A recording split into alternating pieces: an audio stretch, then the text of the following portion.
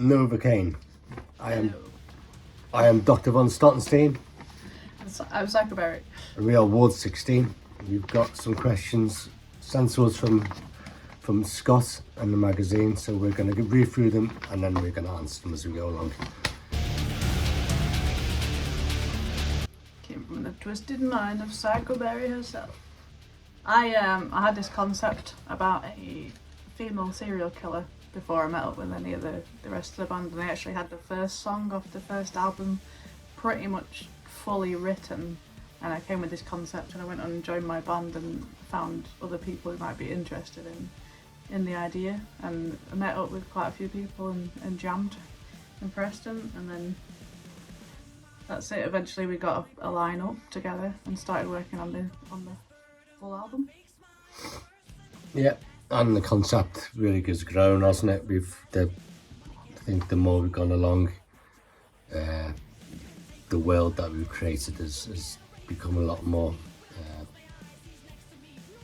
I guess, embedded, and we've got a lot more confidence within it now. So it's not just like band members on the stage all dressed up. I think originally it was, not everybody was kind of, a lot of people were on board with the music, but not really on board with the idea of dressing up or doing theatrics on stage and things. So there was a lot of conflict with the original lineup, and I think over the years, we've, members have left, and we've brought in, for instance, Wolfie, who we brought in on the bass.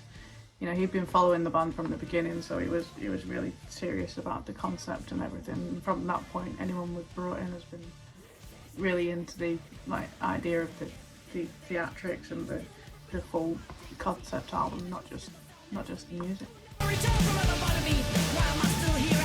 I've got a good range of influences musically. I like pretty much every genre of music except indie. I really can't stand indie. But otherwise, I listen to classical, I listen to dance music, I listen to heavy metal, I listen to, light rock and all sorts of things. But, my heart really was where my heart's at really is kind of with the hard, heavy rock, classic rock sound of the 70s and 80s really. And one thing that really kind of influenced the band was it's probably very obvious, was Alice Cooper. I saw his Welcome to My Nightmare show on VHS, and I really wondered why there aren't bands doing that now that they were doing. Because there's no money in it, and no one wants to book us. We understand now. We understand now. We understand now the amount of work that actually, additional work that goes into having a big theatrical stage show, and the amount of extra money that goes into a big theatrical stage show. So. Yeah, I miss being able to put a t-shirt and jeans on and just plugging in on stage instead of turning up 5 hours before and having to do all the makeup and everything. I've always loved music, but my first real experience in heavy music was Iron Maiden and Live After Death, and seeing that VHS, and I think that was the thing that really inspired me to get into it. I've always enjoyed concept albums and narrative led music, so I think this really just ticked all my boxes, to be honest, and it's a lot easier to be doing it this way, I think, than it would be writing about love and politics and all the other boring things that happen in real life. We haven't really got any theatrical backgrounds, have we? I don't really like much musical theatre. I like the Muppets. I like the Muppets. That's proper theatrics. We've obviously got Chris is the big actor in the band, so he's got 15 years experience. I've always liked I like musicals and things, but I've never heavily gone into the musical side of things. I always liked Rocky Horror and Moulin Rouge, and my brain's gone blank now, but yeah, I don't know, I've been to the theatre quite a bit to watch a few things. Watched 1984 at the theatre. Was that when you used to go out with the tinfoil hat wearing? Yeah. Ward 16 came from, there's an asylum that used to be open in Preston, and there was some horrific abuse that took place there in the 1950s, and the worst of which was on Ward 16. And although it's it was kind of a way to keep our heritage. You know, we're a Preston band, but you know, we've created a completely fictional asylum and fictional story around it. You know, the stories aren't based on anything that happened there, but it was, you know, it was something that I went and visited it with one of the ex-bandmates when it was derelict. It's been knocked down now, but you know, it just going there and like seeing it really inspired half the story. I think the actual song Ward 16 came about after we went and did that visit, and it shaped the concept into something completely new, because initially it was just following the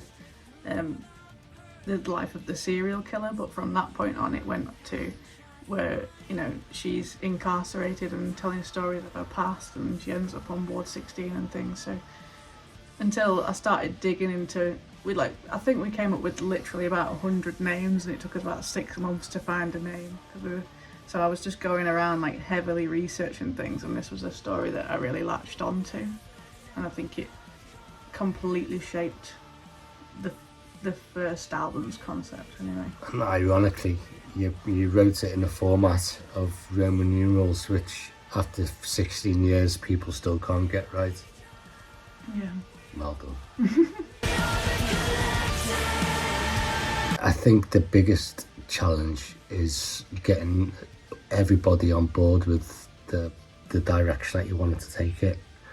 I think it's one thing being a live band and the rigours around touring and writing together and things like that, but it's another having 6 or 7 or 8 people at times all kind of bought into the concept and wanting to dress up and you know, and it takes, you know, up to 48 hours, sometimes 72 hours to load the van, get the show moving, put it up, design it, build it, you know, and get a show ready. So it's certainly not one of those things where you can just stick an amp in the back of the car and just drive, plug in, play, and then go home. It's a big commitment. I think a lot of people haven't realised just how hard work it is. So we've had a lot of members that have joined. We've spent months and months like teaching them all the songs. They do a couple of gigs and then they say, oh, this is not for me, because they just don't realise like how much hard work it is. And that's been a huge challenge for us, just trying to keep. Yeah.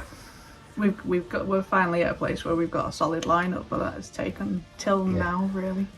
And even with the lineup now, with everybody, you know, on board with the direction that we're doing, it is a challenge to have everybody as motivated and switched on to what we need with the time scales that we want and the commitments that we need out of people.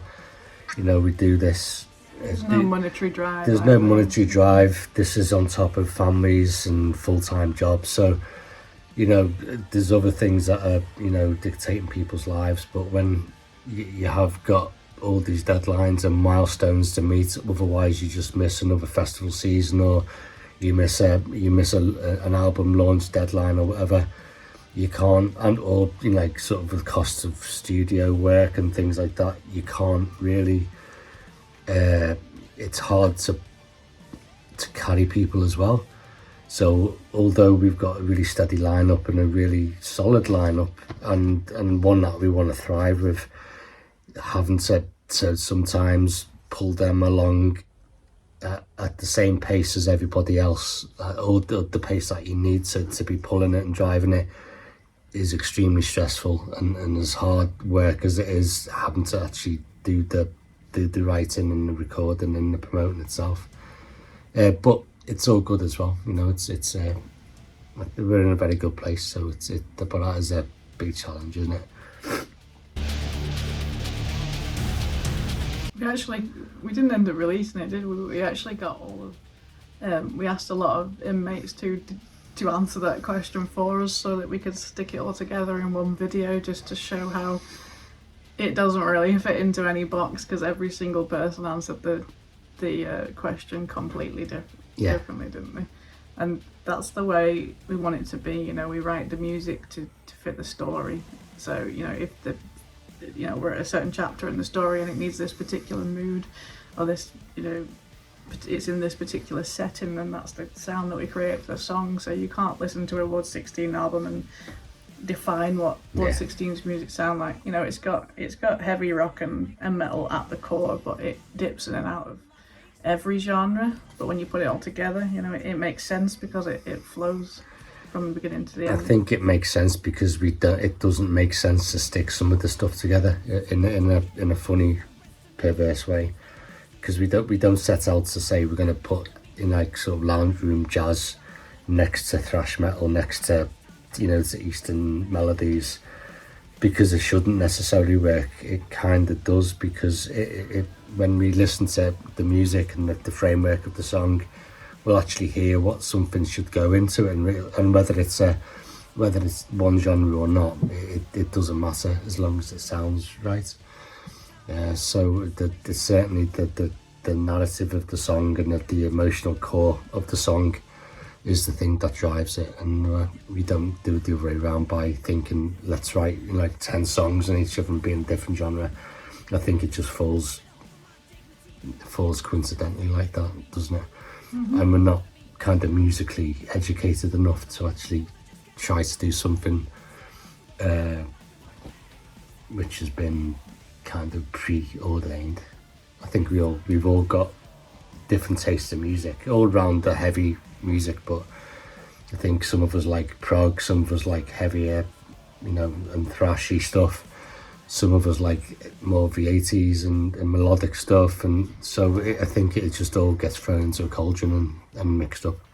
But when we do majority of the writing, so we just kind of throw ideas at each other, and luckily it seems to work, and the people enjoy what we're doing.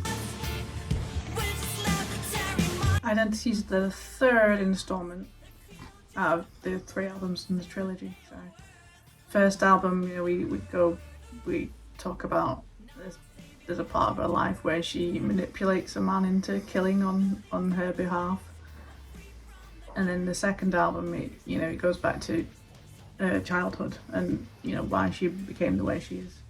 This is the lead character of the trilogy, so it's the 3 albums that we've written. It's a trilogy of concept albums, all based upon the life of a serial killer who's in an asylum. So it's the 3 albums are telling the story all the way through. So at the end of album 2, I won't say why she ends up in the asylum, because you have to listen to the album yourself to find out. But, you know, she ends up getting put into, you know, rehabilitation for 8 years in an asylum for the criminally insane, and she's still juvenile when she goes in, but when she comes out, you know, she's an adult. And this is where album 3 fits in, which is actually, it comes after album 2 and before album 1. So we go, she's released with a brand new identity, so that's why it's called Identity. And then it's all about the kind of the fight. She doesn't know whether to accept this new identity or not.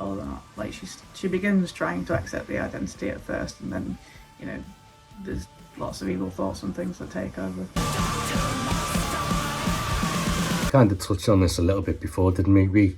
We obviously have Psychoberrie will have the layout of what the story of the song is, and what the core concept and the beats need to be. And then I'll start writing stuff, or she'll start writing stuff, and we'll present it to each other, and she'll tend to throw my stuff away and edit it into what she wants. And I guess but we'll just keep doing it, and then she'll present it and ideas, and then I'll hear behind it a guitar riff or a drum beat or a synth riff or whatever, or, you know, we'll say, oh, that, like, we'll have a bit of music and go, oh, that, a bit of dubstep or whatever would sound really ace there or whatever, and just throw all different stupid ideas into it. And because we've spent a ton of money on home, you know, the home studio and stuff, we do majority of it at home, so which a, you know, I think it's one of the benefits of being married and living together. Benefits and curses. You can't escape it really. Every day is an opportunity. Well, definitely makes it, like, especially with this album, because it's just been me and David predominantly working on the whole album, so it's, in a way, it quickens the process because we can just work with each other and we can just hammer it every night, whereas if we were just doing it in the practice room, we're doing it 2 hours a week, so it's... Hammering it every night would sound good as a married couple, but it's not that way at all. But yeah, the first album that we wrote, The Art of Manipulation, there was 6 of us writing it, and there's 6 egos fighting over what should be happening. Whereas Metamorphosis, the second album, this one is very much himself and Psychoberrie writing it and composing it and engineering it to a point where we like it, and then we're deeply involved in the mix and the mastering. Everything has to at least go through like the quality control process, and if she doesn't like any of the results, she will go over it with a fine-tooth comb and will not let it go out in the light of day because she's extremely picky. No, I've let a lot of things slide. But I guess because we're doing that as well, we can blend the theatrics in it, so we know what the emotional core is, we know what the storyline is, so we can also discuss what we think would sound good or look good on stage as well. So we build all the props ourselves, or Psychoberrie does, and I kind of... My dad's probably built more than us. And I carry heavy things and she builds it. And so we do a lot of that at home, a lot of the design and the concept work at home in regards to the costumes and the art and stuff. So I get, going back to it, it's just an industry that we never kind of can escape from, because when we do have a couple of minutes off it, actually we think, okay, well, we could be doing, something else pops up and we go, okay, let's do it. But along with that, a lot of the tours and things that we've done gives us an insight into what works on stage now and what we could do better, and how we can streamline things as well. So we've certainly evolved over the years in regards to how we display the band as a professional. I always want to go bigger than we are. Yeah, I'm more pragmatic. With I'm realistic, and she's heading, and we kind of meet in the middle. You're I'm extreme. like, I want to fly here, and he's like, well, maybe we can't make you fly, Kerry, but we could do this. Yeah, with a rope. Yeah. A lot of it has come from the actual inmates themselves. They've really kind of jumped in, and I think Wolfie came up with this idea for us to create the inmates of Ward 16 just as a Facebook group, wasn't it? And then, during COVID, wasn't it? They jumped on there, and I remember one of our members, he created his own character and his own inmate number. So it was really from him that we took the idea of the inmate numbers, and we used it as a crowdfunder for this album. But everybody latched onto it, and they really loved the fact that they now all have a character within this story. So we've actually taken that into the third album, especially with the last song on the album that is written purely for the inmates. And I think having them all part of it has expanded the world beyond what we could even imagine ourselves.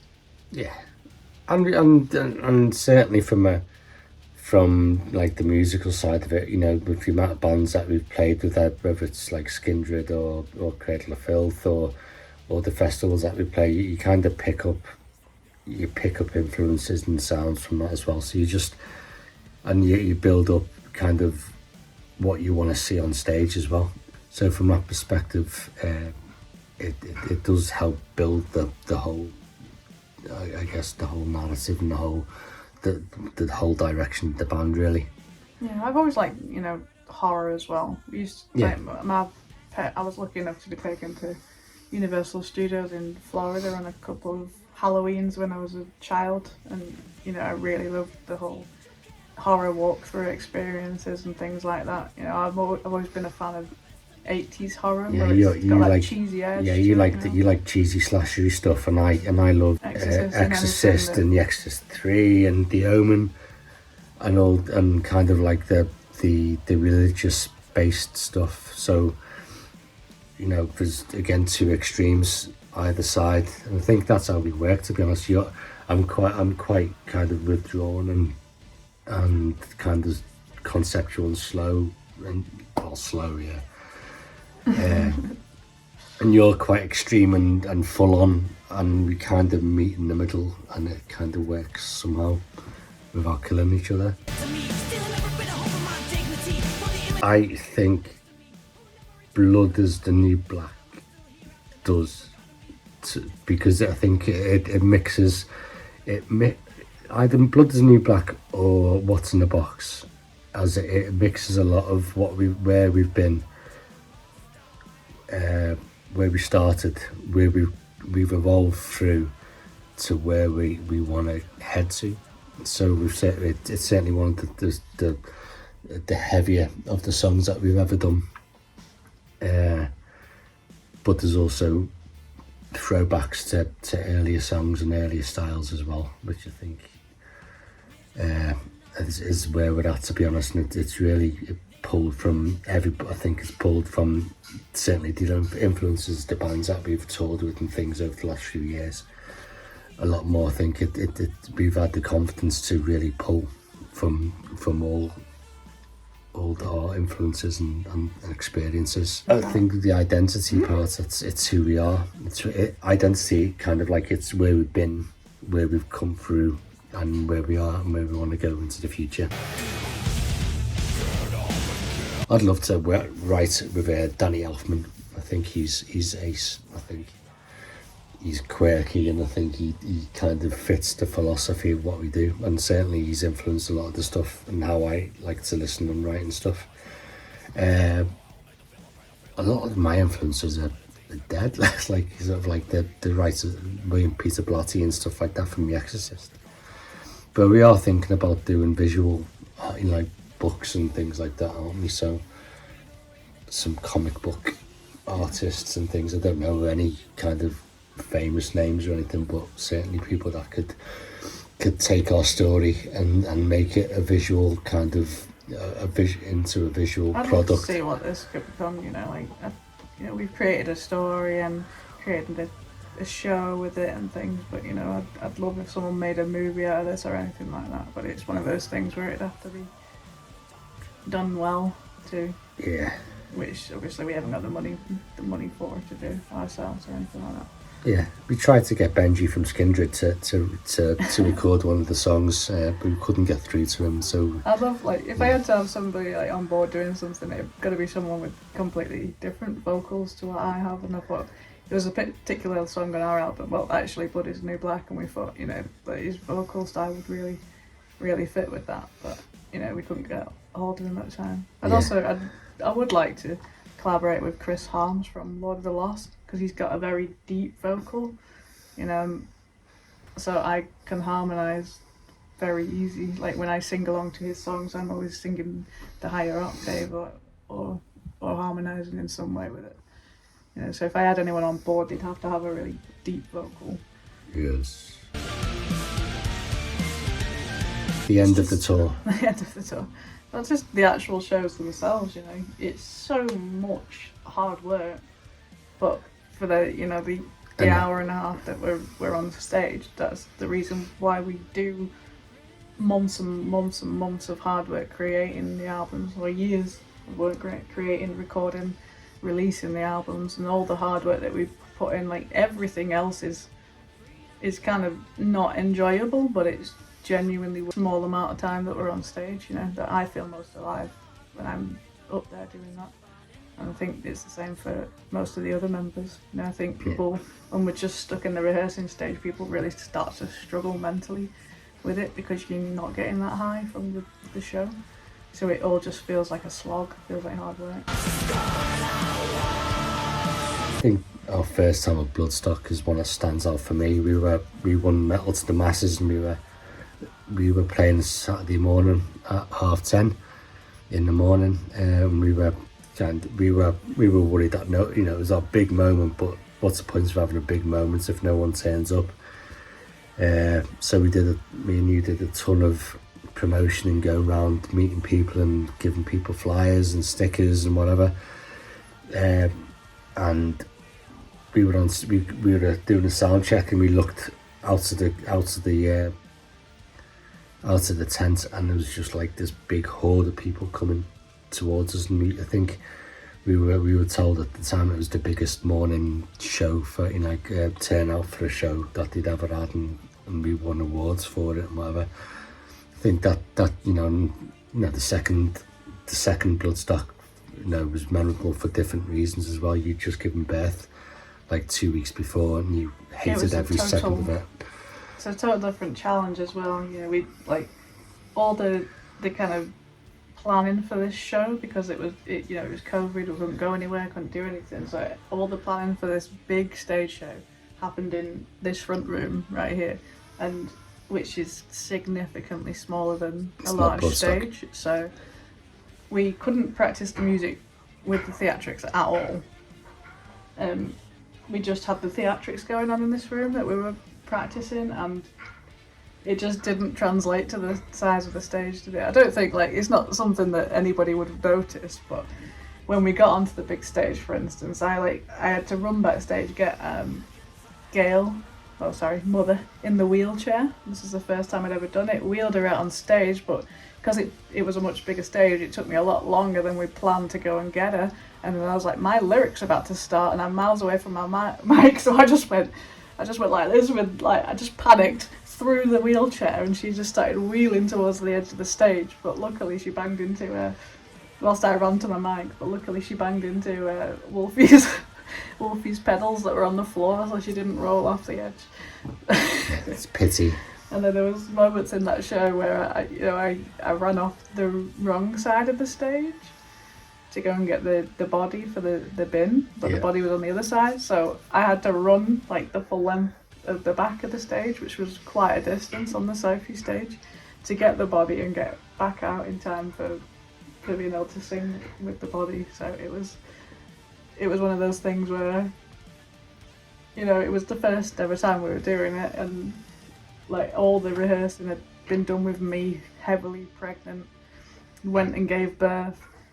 Straight after giving birth, just plonked me on a stage and went for it, really. But the tent was absolutely packed, wasn't it?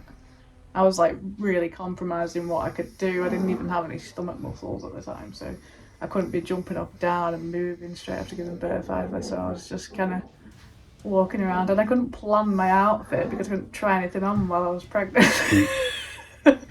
So there were so many things that were just not ideal, but it's probably the show that elevated us more than any other show that we've done. We had pyro as well. Yeah, that was cool. In this living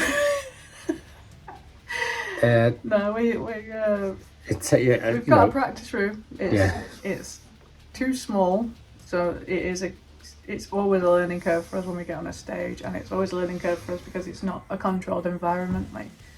If this was a theatre production, most of the stages would be pretty much the same, and we'd be able to put things in the same places. But for us, we're playing stages of varying layouts and varying sizes, and so some of them we've never seen them before. We've actually turned up 5 hours before, so we spend the first hour kind of doing a recce of how the show is gonna. It ends up completely different because we have to say, right, this is gonna fit over there, that's gonna fit over there, and then we've got to try and memorize that ready for when we go on stage. So half the time, I remember when we did the Metamorphosis tour, sometimes depending on which side of the stage we could access, we would have the layout in a certain way because we had a door that we had to come through at the stage set. So when the access was on the other side, we had to completely mirror the entire show, which is a bit of a, I can't say it without swearing, a bit of a head feck. Yeah. Because it's just simple things like you're facing forwards and someone's coming out the door to this side and I have to hold my hand out, but I'd be holding my hand out this way and he'd walk out that way because it's just muscle memory to hold it out that way. So, and then you'd have to remember, no, you go on the other side to go and get the body and things like that. So. But we've learned and evolved as well, because what's really important is that people see the show as a theatrical experience and follow the story. And at the beginning it was just a bunch of set pieces and props and things like that it looked like it was a bit of a novelty, whereas did not kind of catch on to what we were doing and why we were doing it. So, and obviously there's at some gigs and when you're at festivals and no one knows who you are, or you're supporting a band and no one knows who you are, it's important that you actually are able to convey the storyline as well, and it's convey it in sometimes 30 minutes, and rather than the hour and a half that you'd do on a headline show or whatever. So we've learned how to kind of make it into several stories, which are either like the full story or a abridged version, which is almost like a trailer for a film.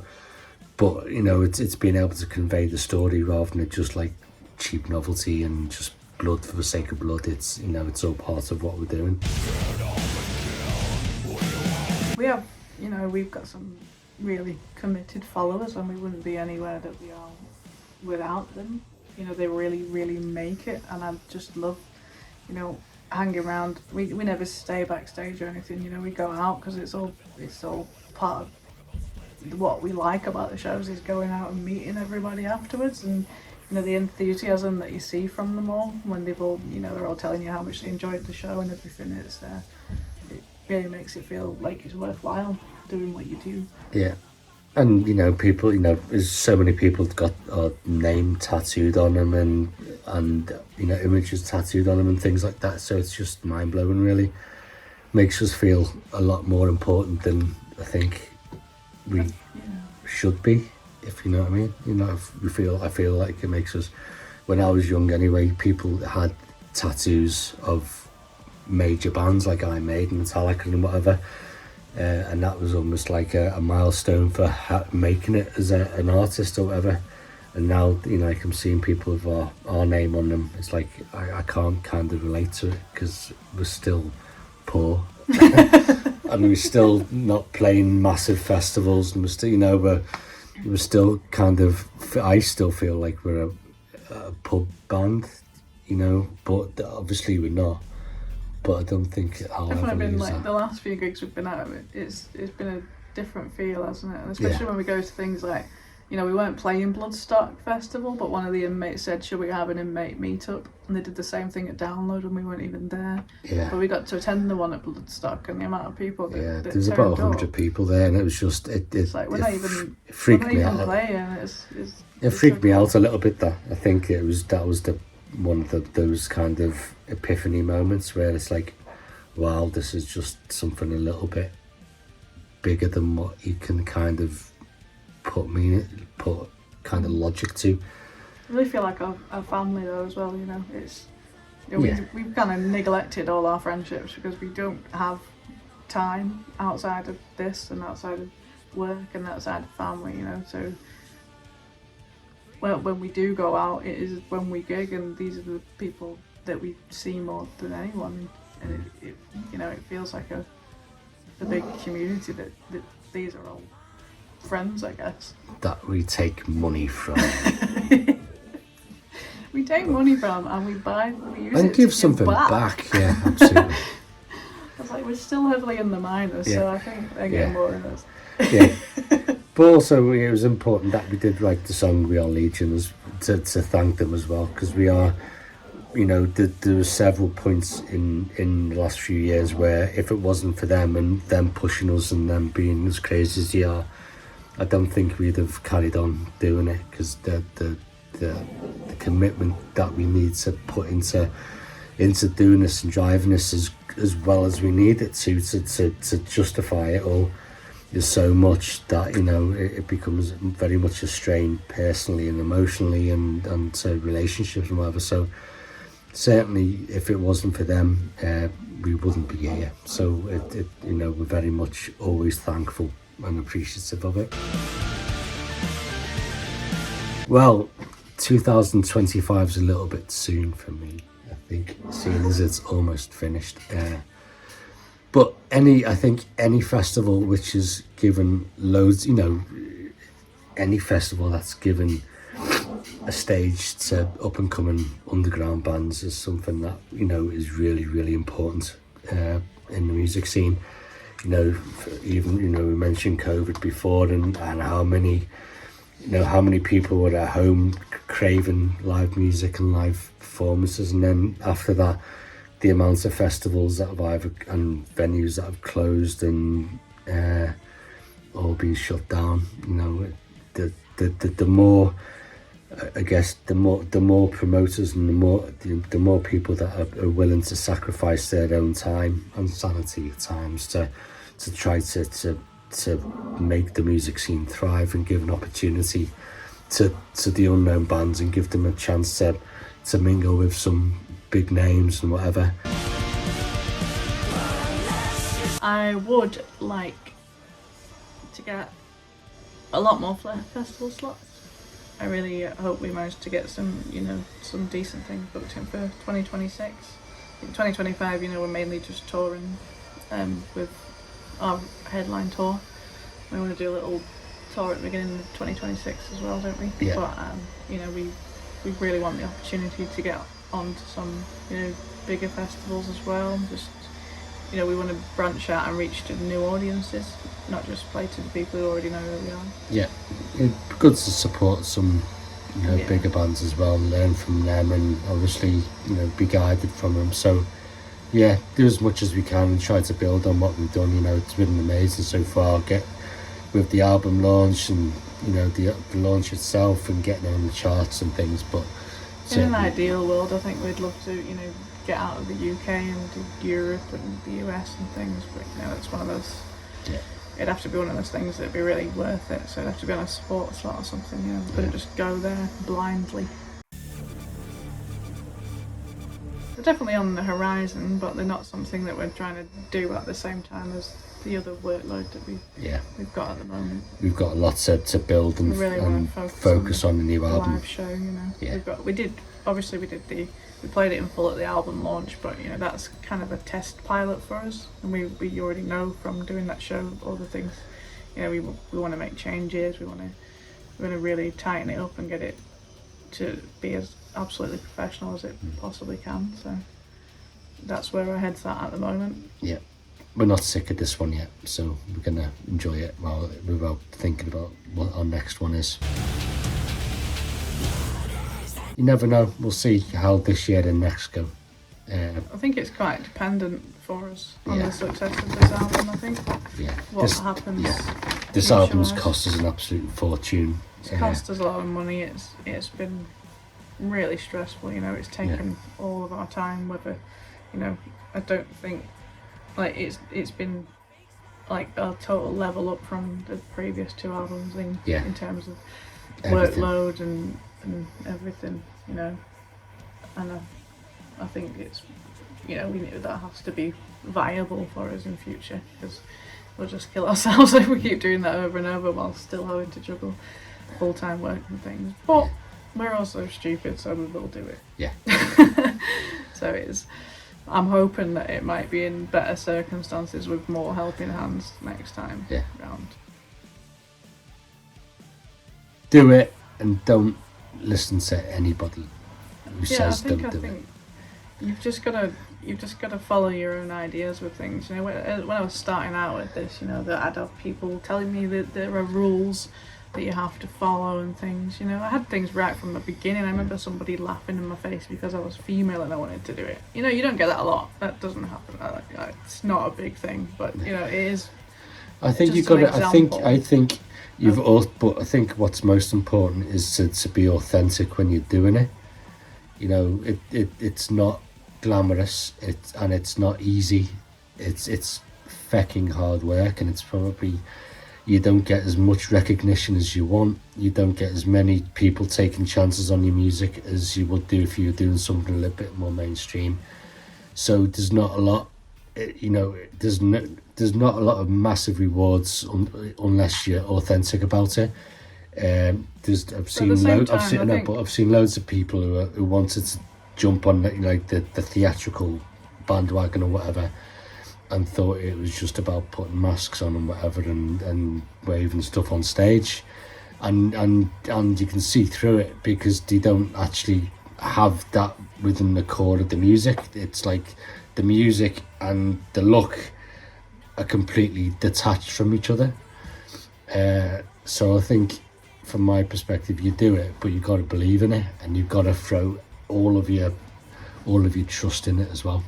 Yeah, I was trying to say before this one, but I wasn't just trying to land on people telling me I couldn't do it because I was female. That was just, that one little thing. And then I remember having a singing teacher that worked with BBC's The Voice to get people telling me, like listening to my songs and saying, oh, these are they're totally different sounds to each other. You can't do that. You've got to land on one sound. And I've just had people telling me there are rules all the time, and never ever have I listened to these people. And I think, the real standout artists in the world are people like, like David Bowie and things. They've done what is authentic to themselves and not listened to what people tell them they should be. And I think there's a certain level, it is like festivals do go and book the same kind of sounding bands, but there is also so many of those bands. So it might be like, oh yeah, they're picking up on this artist, but there's like thousands and thousands of artists creating the same sound and they're not getting heard. Whereas, if you sound different and you manage to get heard, you're going to be heard a lot louder, I think. And I think there's a glass ceiling for bands that do sound the same. They are getting opportunities on these bigger festivals, but they're not going to push past a certain point ever. I think the bands that do, they have a harder time getting up to that point, but they're the only ones that can pass it. That's the way I see it.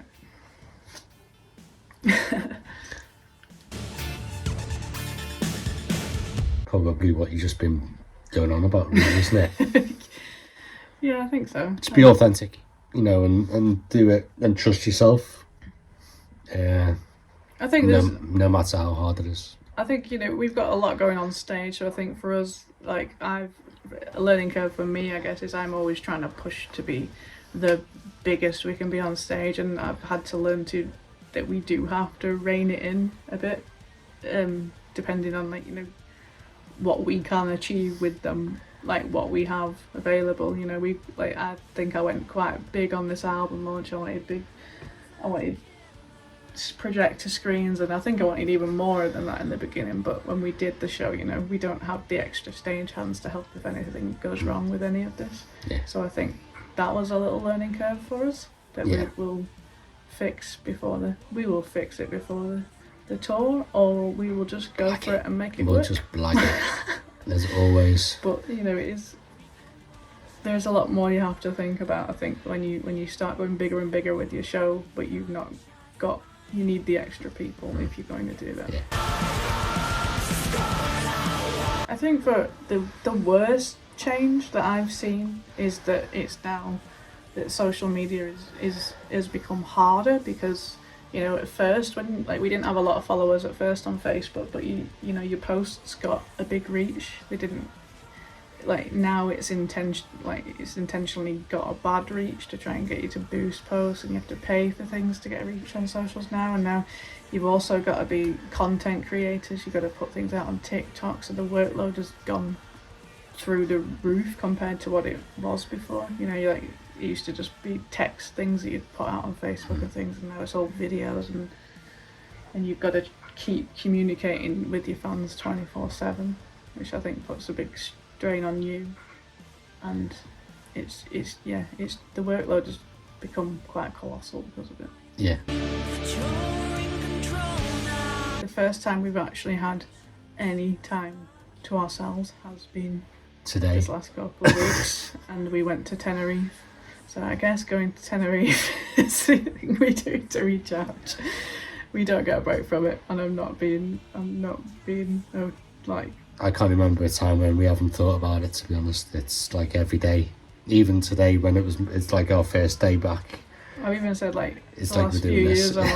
I'm I've always been a biker, and I've been getting my bike back on the road, but I just, I did get it running, and then that's all I got done with it. We just the kids, and we get to spend time with the kids, that, prioritise the kids and see them grow and grow up together, which I don't is like amazing. to let I don't want them living in our shadow, you know, so it's really important for me to make sure they can still do their activities on a weekend and things like that. So for us, it's, you know, our days look like drop the kids off football, drop them off at gymnastics, and then try not after to you've put them to bed, then carry on with the band work. So. Yeah, try not to, and I try to escape music, to be honest.